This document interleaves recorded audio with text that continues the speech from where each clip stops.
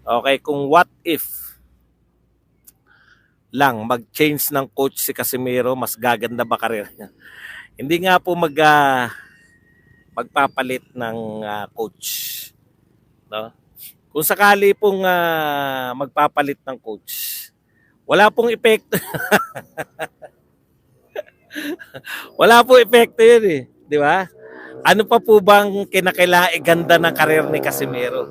Actually, ang inabot ni Casemiro todo na eh, no? Isa na lang po yung hindi naman po bata si Casemiro na nag-i-start pa lang na pag nagpalit ng coach may chance pang gumandang karir.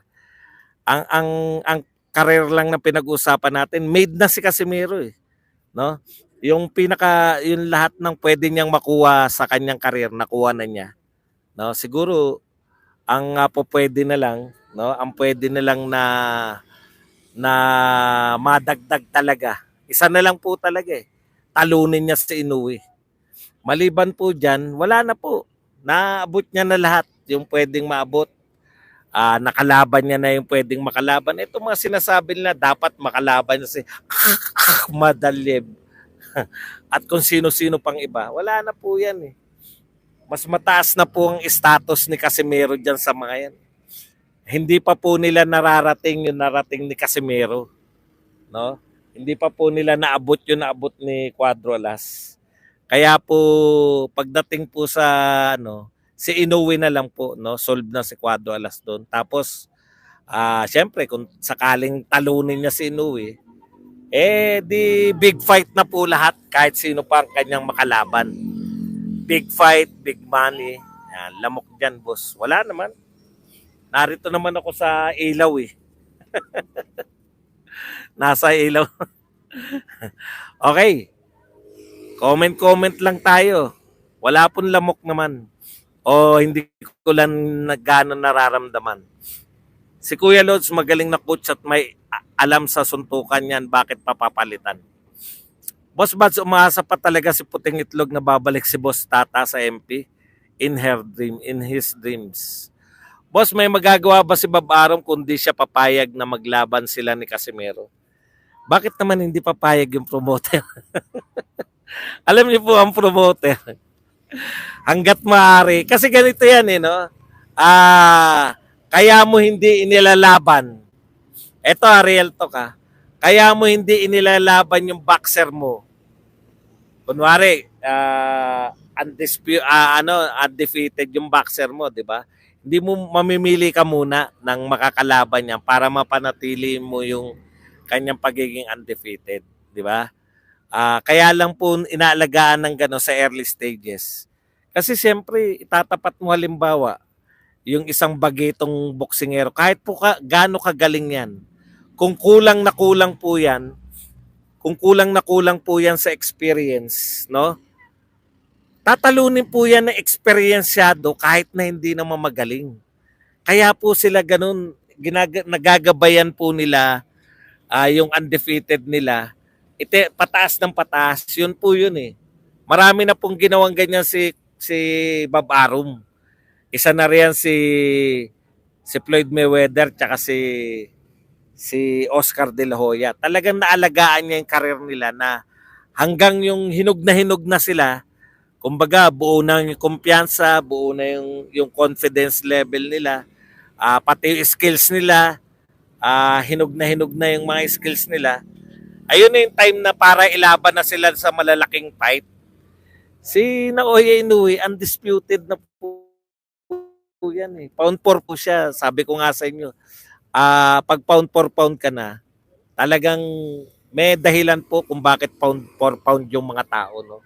So hindi na po yan, kumbaga, wala na rin po papaiwasan kaya Naoya Inoue ngayon yung mga promoter, no? So talagang made na rin naman si Inoue, no?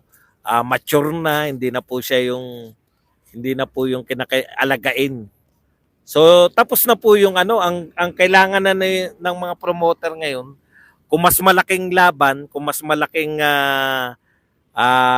boksingero pangalan, ang kaya nilang ilaban kay Inoue, gagawin nila yun. So, imposible yung sinasabi nyo na si Bob Arum yung dahilan kung bakit ayaw niya. No? Okay.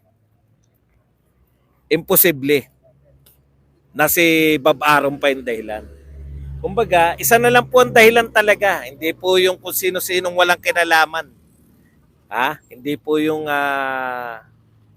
hindi po yung mga hindi naman promoter, boxer, trainer, walang involvement sa team Inoue, walang involved sa team Casimero, sila magpapasya kung matutuloy hindi po. Ganda ng pagsasalita mo ngayon, sana palaging ganyan. Roman Rodriguez. Nakatulog po ako, sarap po ng tulog ko. Grabe, pahingang-pahinga talaga. Ang pagiging supot ba ni Inoue, sekreto kaya malakas siyang sumuntok. Aba, wala po akong alam sa kinalaman ng pagiging supot at paglakas ng suntok. Boss Bas, bakit parang ayaw tumulong si Sir Manny Pacquiao kay Casimero? Bakit naman po? May kanya-kanya po silang buhay. Ano ba naman kayo? Bakit? Hindi po ganun yun.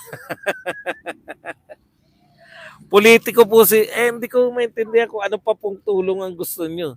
Ang alam ko dati under niya si Casimero dati. Nakatulong naman si Pacquiao noon. Pag may training si Pacquiao, sinasabay niya sila Casimero. Boss Bas, pumogi si Sir Gibbons ngayon. Tindi ng ang tindi na sa dami ng pwede mong yung pumogi talaga. Kung mataas chance ni Casimero lumaban sa promoter niya ngayon, bakit puro tune-up lang mga laban niya? Wala tayong magagawa. Ayon nga kay Duterte, kung ano nasa isip mo, sundin mo lang. Kung anong chismis yung nasa utak mo ngayon, ganun lang talaga. Paulit-ulit ako no? Paulit-ulit. Ito lang po ulitin ko na naman Ulitin ko na naman. Ang nagpapasya po, sa laban ni Cuadro Alas at saka si Inoue, hindi po si Cuadro Alas.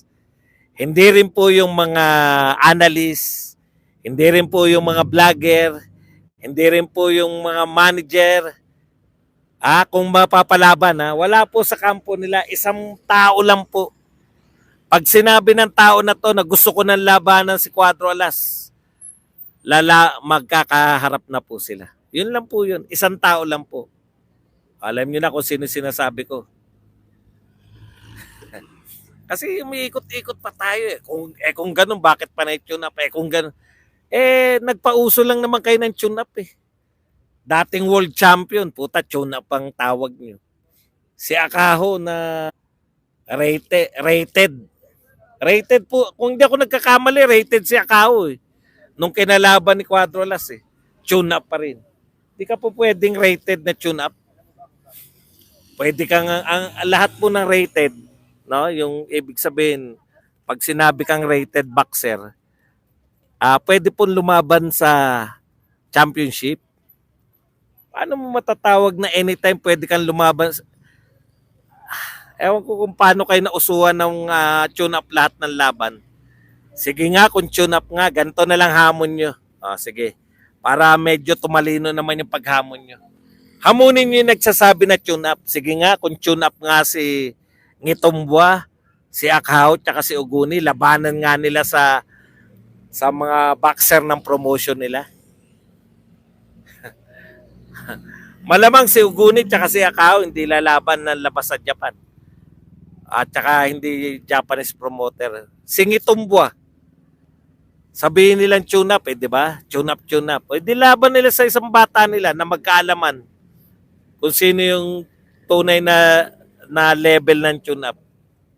Tinalo ni Akao sa round 1 si Dapudong. Ito nga po, real talk po natin. Real talk ko na nga po kayo. Tune-up kayo ng tune-up. Nakikisama po. Nagmumukha po silang magtataho. Ganito po yan Kilala niyo ba si Mayweather? Kilala niyo naman siguro si Mayweather, no? Lahat po na nakakalaban ni Mayweather, nagmumukhang, di ba? Nagmumukhang pipitsugin. May mga boksingero po talaga na nagmumukhang pipitsugin pag nakakaharap ni Mayweather. Ganon din po ang effect ni Quadrolas. Puta si Segundo nga eh. Naging takbuhin eh. Na-reduce sa pagiging duwag at takbuhin si Segundo buhat nung Makati, mukhang tama kayo, malamok